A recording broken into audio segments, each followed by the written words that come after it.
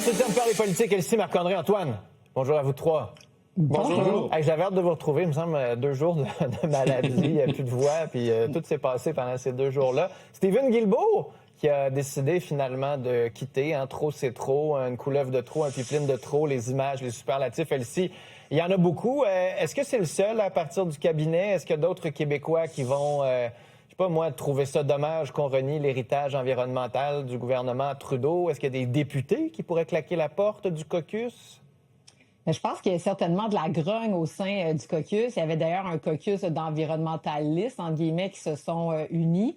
De là, peut-être à claquer la porte, ça m'étonnerait. Reste que pour Stephen Guilbeault, il a fait sa carrière sur l'environnement. Donc, pour lui, c'est un enjeu de principe assez fort. Puis, c'était pas la première couleuvre, là, comme on dit, qu'il a avalée. Donc, c'est sûr que là, je pense qu'on allait beaucoup trop loin parce que le premier pipeline que les libéraux ont accepté, pense ça, le forage à Terre-Neuve, c'était quand même 2 gros éléments qui allaient carrément à l'encontre de ce qu'il avait plaidé toute sa vie. Alors là, je pense que jamais 203, bon, la troisième, ça aurait été l'élément de trop. Donc, bravo pour les convictions. Ça a été quand même long, mais bravo. OK. Marc-André, c'est ça qu'elle s'est dit, parce qu'il y a eu les pipelines Trans Mountain, il y a eu le forage, mais chaque fois qu'il y avait ça, il y avait un compromis environnemental. T'sais, on bougeait une pièce pétrolière, mais on bougeait peut-être 1 ou 2 pièces environnementales, un plafond d'émissions, il y avait un règlement sur l'énergie propre, sur l'électricité propre, il y avait la taxe carbone. Au moins, M. Guilbeault pouvait dire, c'est pas parfait, mais c'est mieux que rien. Et là, avec Mark Carney, dans le fond, il y a un pipeline. Il n'y a plus de règlement sur l'électricité propre, il n'y a plus de plafond des émissions, il n'y a plus de taxe carbone, il n'y a plus les 2 milliards d'arbres. Et il restait comme plus grand-chose. Non, il ne reste plus grand-chose, Philippe Vincent. Puis quand on lit la lettre là, de M. Guilbeault, qui a publié hier en fin de journée, tu te dis comment M. Guilbeault peut rester dans le caucus libéral. Parce que lorsqu'on prend chacun des éléments, puis il fait une belle énumération de tout ça, tu dis, probablement qu'il va même devoir voter contre son gouvernement là, sur d'autres projets de loi, sur des choses qui vont arriver plus tard en 2026.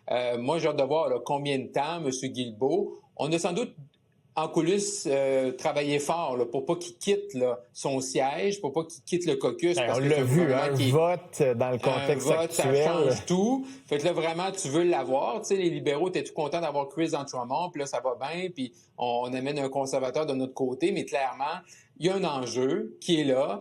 Il y a de la nervosité. Je lisais là, hier soir une déclaration du député de Vancouver Quadra, Wade Dran, qui disait on a fait ça aujourd'hui avec l'Alberta, mais ça veut pas dire qu'on va approuver, puis on va être encore votre voix en Colombie-Britannique pour vous défendre. Fait clairement, dans les 20 députés là, libéraux de la Colombie-Britannique, il y a de la nervosité et ça va faire jaser et ça risque là, de créer là, peut-être d'autres séismes au sein du Parti libéral. Parce qu'Antoine, pour que les gens comprennent, c'est qu'en Colombie-Britannique, les libéraux ont gagné parce qu'ils n'étaient pas Pierre Poilievre, ils n'étaient pas ceux qui allaient imposer un pipeline en Colombie-Britannique.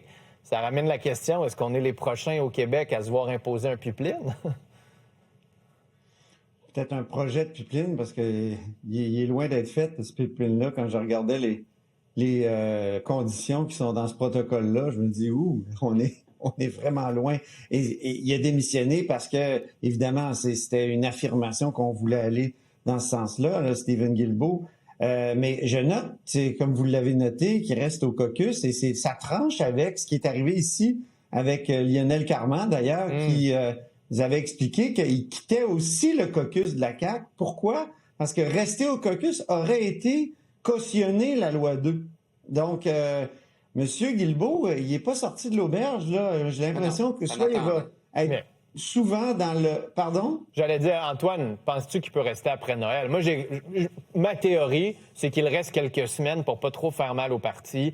Puis là, après Noël, là, il y en a 4-5 là, qui vont partir. Il va toujours être derrière les rideaux. Ben oui. Il va toujours être à chaque fois qu'il va avoir comme un vote, il va sortir. Mais en même temps, sa seule présence au caucus, c'est un appui à la politique actuelle du gouvernement. Alors, je vois pas comment il peut rester. Mais les plus optimistes diraient non, il veut ramener le gouvernement dans la bonne direction. travailler avec le caucus. Mais non, Mais ça, oublie il fait ça Non, depuis non, non, c'est 2019. là. Il essaye de Non, faire non, ça mais- depuis 2019. Non, mais ça, il pouvait dire ça à l'époque de Justin Trudeau. Tu pouvais dire ça parce que, comme tu disais tantôt, le Vincent, il y avait des contreparties. Ouais. On fait un pas dans une direction. Mais, là, ouais. ça vient de changer. Et c'est là le risque de M. Carney. M. Carney, je pense qu'il ne réalise pas mal qu'il le sait, mais que c'est une coalition présentement. Mais- Tu sais, on a deux formations Ouais. politiques actuellement qui sont au-delà du 40 là. Ça n'arrive pas souvent dans notre système parlementaire ici au Canada. Là, on a deux partis à 40 Ça veut dire que c'est des coalitions qui sont fortes en haut de 40 mais qui sont extrêmement fragiles présentement. Et là, M. Carney, il a ramassé la coalition de M. Trudeau, il l'a bonifié pour remporter la dernière campagne, mais elle est tellement fragile, cette Moi, j'allais dire. coalition-là. Ouais. Ben, vas-y, Antoine. Il est tellement rendu conservateur qu'il en devient séduisant pour Ouais. Marc-André, ça va-tu d'autres séduire les conservateurs conservateurs? potentiellement. Là. Ça pourrait Tu sais, séduire c'est les peut-être- conservateurs, Marc-André? Ben Excuse-moi, oui. Philippe Vincent, j'ai pas compris. Est-ce que ça pourrait, puis je vais te donner juste 30 secondes, puis Elsie, on parlera après ça, tu commenceras le prochain sujet encore, mais est-ce que ça peut séduire les conservateurs? Ça peut, c'est potentiellement. OK. C'est sûr qu'il y a certains conservateurs qui... C'est un programme conservateur qu'il a, M. Carney, actuellement. Eh, pas mal. Gardez vos idées, parce qu'à 13h, Patrick Bonin du Bloc est avec nous, un autre environnementaliste. Il sera peut-être pas tendre à l'endroit de M. Guilbeault et de Mark Carney, puis on pourra continuer cette discussion-là dans quelques instants à LCN.